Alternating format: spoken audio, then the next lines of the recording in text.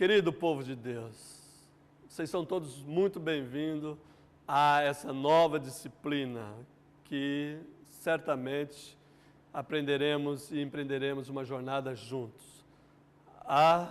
O nome da disciplina é Teologia Bíblica. Então eu espero que nessa primeira aula, que vamos dar uma definição, uma introdução, seja o início de uma jornada até a 8ª aula. Espero que vocês aproveitem e tenham a mesma alegria que eu tenho de estar aqui. Obrigado e vamos em frente. Teologia Bíblica. Teologia Bíblica é uma entre as demais teologias. Você certamente já estudou teologia dogmática, teologia pastoral, teologia sistemática, teologia prática. A teologia bíblica está dentro deste âmbito de outras teologias possíveis, com métodos diferentes e com abordagens distintas. Qual é o meu interesse em ministrar ou abordar a teologia bíblica? É dar, na verdade, exemplos do que eu chamo de teologia bíblica. Isto é, de reflexões bíblicas a partir de textos bíblicos.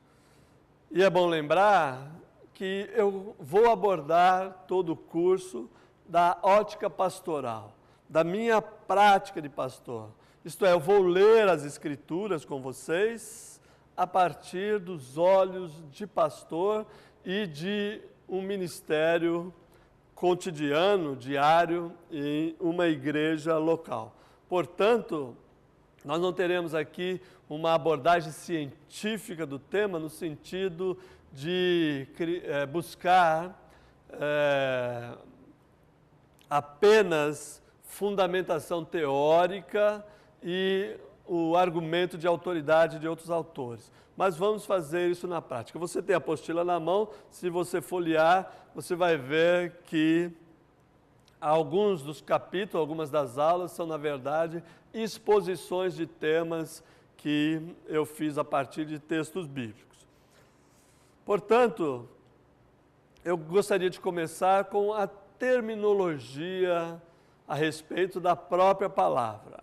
Certamente, vocês já tiveram introdução bíblica no primeiro semestre, já tiveram história de Israel e outras disciplinas que tematizaram, que trouxeram discussões a respeito do tratamento da Bíblia. Mas uma das coisas fundamentais para a teologia bíblica é definir o seu âmbito de análise. Portanto, eu ponho aqui nos slides a teologia bíblica em relação às suas fontes, que nós chamamos de Bíblia hebraica, Bíblia judaica ou Bíblia de Israel, ou Tanakh, que é a abreviatura de Torá, Neviim e Ketubim, leis ou Torá de Moisés, profetas e escritos, ou, como tem comumente sido usado, o Primeiro Testamento. Qual é a importância disto, dessa terminologia? A importância é das relações que se estabelece entre os judeus e os cristãos, o diálogo entre o judaísmo e o cristianismo. Por quê? Porque, em primeiro lugar, o Antigo Testamento é um livro do judaísmo e só posteriormente se torna um livro dos cristãos. Eu vou explicar isso em maior detalhe, falando da relação entre os testamentos. Observe que o cristianismo tomou o Antigo Testamento como sua escritura sagrada, mas tomou o Antigo Testamento com a sua posição, com a sua visão do que significava o Antigo Testamento. Então, as posturas que foram tomadas em relação ao Antigo Testamento podem ser resumidas da seguinte forma na história da igreja primitiva. Na era apostólica, quando ainda o Novo Testamento não estava escrito, usava-se o Antigo Testamento como escritura. Particularmente a Septuaginta, isto é, a tradução grega do Antigo Testamento, foi muito difundida na igreja nascente. Então, na falta de uma escritura própria, o cristianismo, que derivou, teve sua origem do judaísmo, adota preliminarmente e parcialmente a Bíblia hebraica como as suas escrituras. Pois bem, ao ler o Antigo Testamento, os cristãos o fazem a partir do binômio promessa-cumprimento, mediado pela figura de Jesus. Jesus é o centro que determina a leitura que se faz do Antigo Testamento. Portanto, os olhos dos cristãos estão voltados para o Antigo Testamento para encontrar promessas a respeito do Messias. E todas as promessas messiânicas, as profecias messiânicas e mesmo textos que não havia nenhuma conotação messiânica foram lidos a partir da pessoa de Jesus. No binômio, o Antigo Testamento prometeu, o Novo Testamento cumpriu. Desta forma, o que se cumpriu do Antigo Testamento se cumpriu em Cristo Jesus. Bem, isto, de fato, mostra uma leitura secundária do Antigo Testamento. O Advento e o Natal se nutrem desses textos, dessas interpretações messiânicas. Podemos citar rapidamente Isaías, capítulo 7, Isaías, capítulo 9, cito aqui o texto de Miqueias 5:1, E tu, Belém Efrata, sendo pequena entre as cidades em Judá, de ti sairá para mim aquele que será o Senhor Israel. Obviamente que nós temos um texto messiânico aqui, mas que ele tenha se referido a Jesus, o Cristo de Deus, nós não podemos dizer do ponto de vista judaico da Escritura, senão da leitura, da hermenêutica, da interpretação da Igreja Apostólica desses textos. Então, esta abordagem do Antigo Testamento levou a momentos extremos na interpretação. Então, textos do Antigo Testamento que nada tinham de messiânicos, nem para os cristãos, muito menos para os judeus, foram lidos a partir desse binômio promessa e cumprimento. Por exemplo, o texto de Gênesis 3,15, que diz, e porém hostilidade entre ti e a mulher, entre tua semente e a semente dela. O assim chamado proto-evangelho. A semente da mulher é o homem, portanto Jesus, e a semente da serpente é o mal. Então é a contraposição entre Jesus e o mal, entre a semente da mulher e a semente da serpente. Desta forma, esse texto também, lido por cristãos, se enquadra de alguma forma na pessoa de Jesus. Então, esta relação entre os testamentos vai aparecendo também em um Novo Testamento incipiente, isto é, um início do Novo Testamento, que são as cartas paulinas, vai aparecer no mesmo binômio promessa e cumprimento. E vai sendo utilizado de forma aleatória, isto é, ao gosto da interpretação de Paulo e de outros apóstolos, e posteriormente dos evangelistas. Então, a relação com o Antigo Testamento é uma relação de dependência, isto é, o Novo Testamento depende do Antigo, mas o Antigo só se completa no Novo. No período subapostólico, que nós chamamos do período dos pais da igreja, isso é, quando já não existe mais nenhuma testemunha ocular do ministério de Jesus, Nós temos aqui os discípulos dos apóstolos, que se tornam os pais da igreja na tradição ocidental. Eles adotam posturas diversas em relação ao Antigo Testamento. Muitos adotam o Antigo Testamento sem nenhuma restrição, obviamente que lendo com os olhos do cristianismo, do evento Jesus, do evento Cristo, mas outros rejeitam completamente tudo que tem alguma característica judaica. Marcion é conhecido justamente por rejeitar a totalidade do Antigo Testamento e todas as partes judaicas, assim chamadas, do Novo Testamento.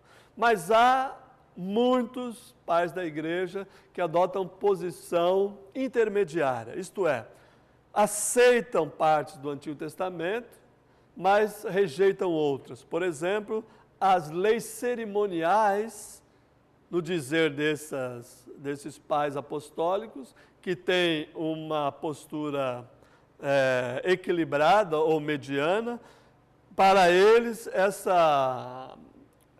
esse conjunto de leis cerimoniais não servem porque o cristianismo não tem sacerdócio, ou não tem sacerdotes, né? E o Novo Testamento, nesta imagem, nessa abordagem, é complemento necessário ao Antigo Testamento. Daí que a análise da Bíblia hebraica segue, via de regra, as posições dos cristãos. Para o Novo Testamento, elas são interpretadas e são as únicas válidas e legítimas. Veja, por exemplo, a interpretação de Caim, veja a interpretação que Jesus faz de alguns profetas. Em Mateus, por exemplo, Mateus 5, quando ele diz, ouviste que foi dito, eu porém vos digo. Então, esta interpretação neotestamentária do Antigo Testamento prevalece ainda hoje como a única e legítima interpretação do Antigo Testamento. O que eu quero dizer para vocês é que é necessário ouvir o Antigo Testamento. E ouvi-lo de tal forma que ouçamos o Antigo Testamento como se não existisse o Novo, para que possamos compreender a sua teologia. Precisamos ouvir os rabinos, os exegetas judeus, que leem as suas escrituras como uma escritura suficiente, que não necessita de complemento. Então, a discussão sobre a terminologia de Bíblia hebraica, Primeiro Testamento, Tanakh e assim por diante, está no âmbito da discussão seguinte.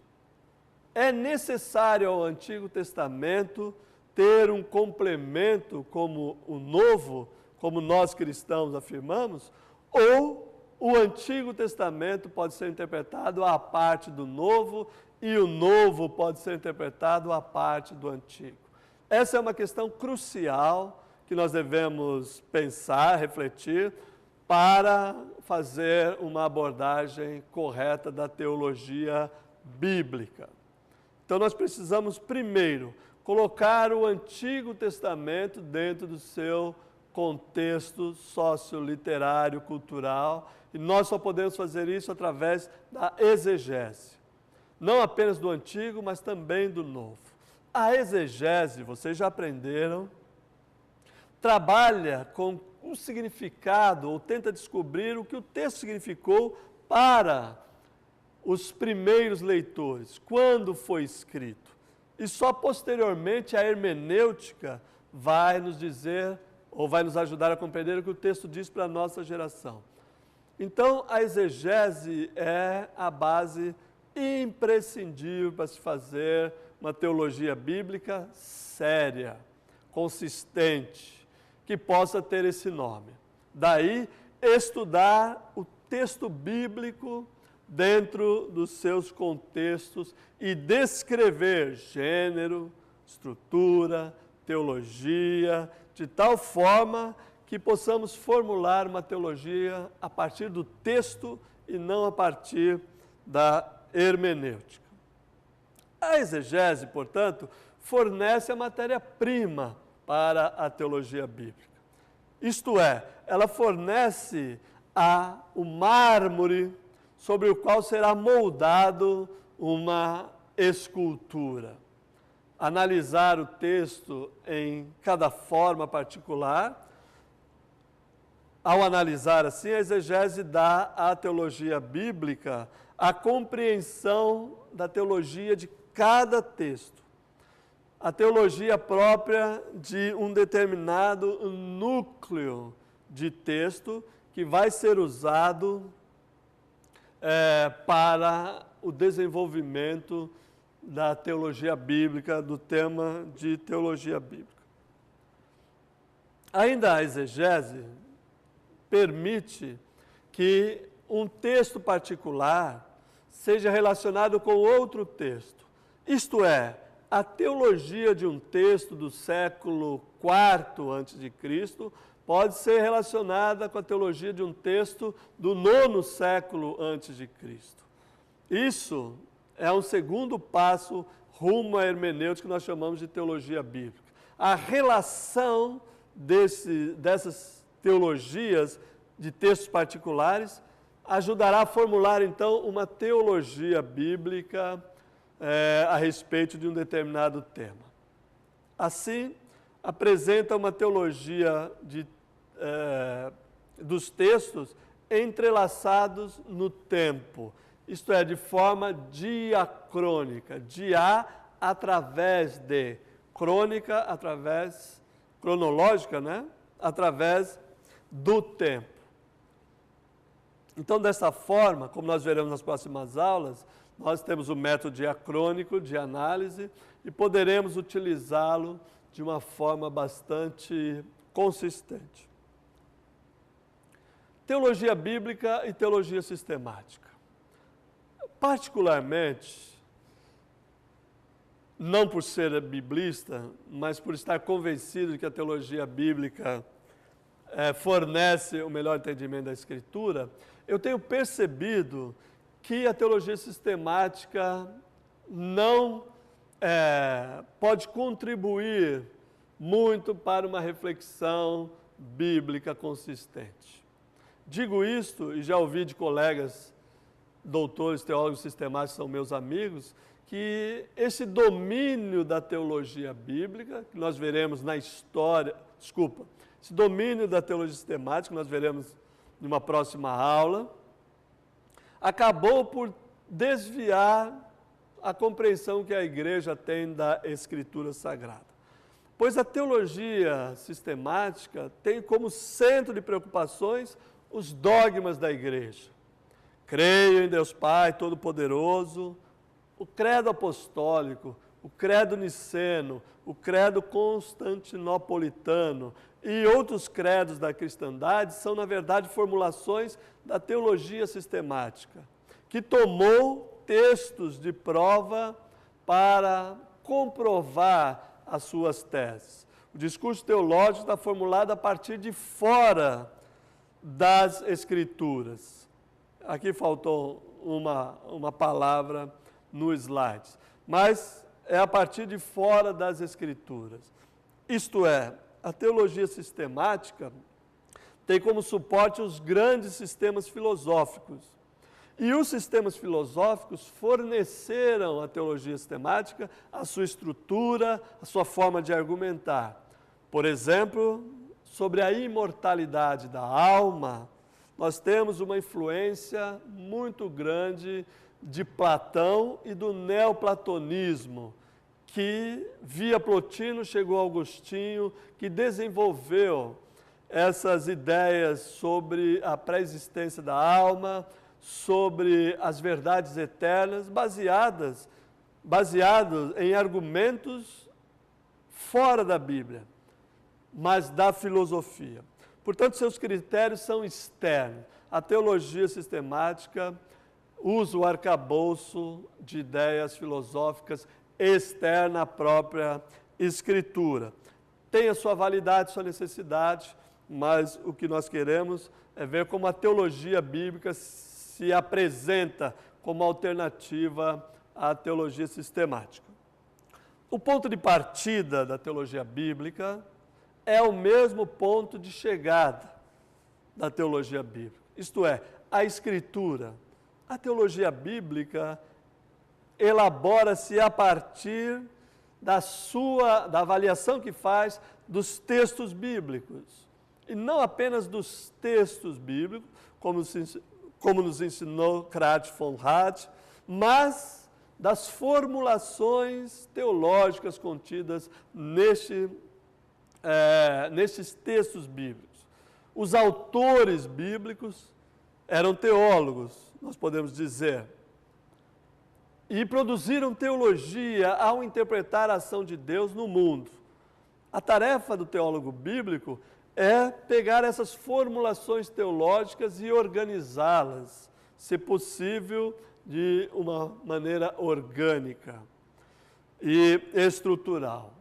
Então, a teologia bíblica tem critérios internos para formular as suas propostas. Ela toma as afirmações e as formulações de dentro do próprio texto bíblico para daí formular as suas teses. A teologia bíblica aplica ao texto, se aplica ao texto e avalia pela mediação da exegese os seus resultados. Então, a grande diferença entre teologia bíblica e teologia sistemática é que a teologia sistemática usa critérios externos, está interessada na formulação dos dogmas e no que os autores disseram sobre aquele texto. Enquanto que a teologia bíblica está pautada nos textos bíblicos, tem critérios internos, está preocupada nas afirmações teológicas dos autores bíblicos e não dos intérpretes desse texto bíblico. Mas não é possível falar em teologia no singular. Por isso, nesse tópico, eu destaco teologia e teologias. É óbvio, teologia bíblica engloba a teologia do Antigo e do Novo Testamento. Aí nós temos já duas teologias e podemos usar no plural. Mas não se trata de uma única teologia orgânica e estruturalmente organizada, mas sim de duas teologias que se desdobram, na verdade, em diversas outras teologias. Tanto o Antigo quanto o Novo Testamento são compostos de várias teologias. Exemplo, teologia paulina, que é a teologia dos escritos paulinos. Teologia petrina, teologia dos escritos petrinos. As duas cartas de Pedro, por exemplo. Teologia janina, que engloba o Evangelho e as três cartas, e alguns incluem também o Apocalipse, e etc. Na Bíblia hebraica, na Tanakh, no Antigo Testamento, não é diferente. Nós temos teologias, às vezes de livros específicos e às vezes de tradições específicas. Então nós temos, por exemplo, a teologia deuteronomística, que difere da teologia cronista. Ruth, Josué, os 2 de Samuel e os 2 livros dos reis pertencem à tradição da teologia deuteronomística, que tem um enfoque muito claro e diverso. Dos livros da teologia cronista, Esdras, Neemias e os 2 das crônicas, que tem um outro enfoque. Então, desta forma, nós precisamos atentar para o fato de que o nome da disciplina teologia bíblica não faz jus ao que vamos estudar, que é teologias, no plural, certo? É muito comum se definir a disciplina. Eu, particularmente, não gosto de definições, porque eu acho que definições são restritivas. Elas limitam a compreensão do que seja, de fato, uma disciplina. E na teologia bíblica, particularmente, não há um consenso. A tentativa de formular uma definição esbarra em muitas questões metodológicas, práticas e conceituais. Então, falar de uma definição de teologia bíblica é muito difícil. E a história da disciplina, nós vamos ver nas próximas aulas, e o debate, tem opiniões absolutamente diversas do que pode se definir como teologia bíblica. Aí na apostila vocês têm pelo menos 3 ou 4, se não me falha a memória, definições. São definições diversas de teologia bíblica, mas o importante é notar que essas definições são parciais e provisórias, porque a elaboração de um método diferente da teologia bíblica implica também na elaboração de uma nova definição. Portanto, nessa primeira aula, nós temos as seguintes linhas gerais. Em primeiro lugar, definir qual é a área e o âmbito de leitura da teologia bíblica, Antigo Testamento e Novo Testamento. O Antigo Testamento como escritura judaica, em primeiro lugar, e o Novo Testamento como escritura cristã. Somente depois, juntando os dois, em uma única e só escritura que nós cremos seja a palavra de Deus. Lembrar que a teologia bíblica tem a sua base fundamental na exegese. É preciso fazer exegese séria, dedicada, para se fazer uma boa teologia bíblica, sem a qual, isto é, sem exegese, nós não podemos sustentar uma teologia consistente. Lembrar que a teologia bíblica é o segundo passo em direção à pregação.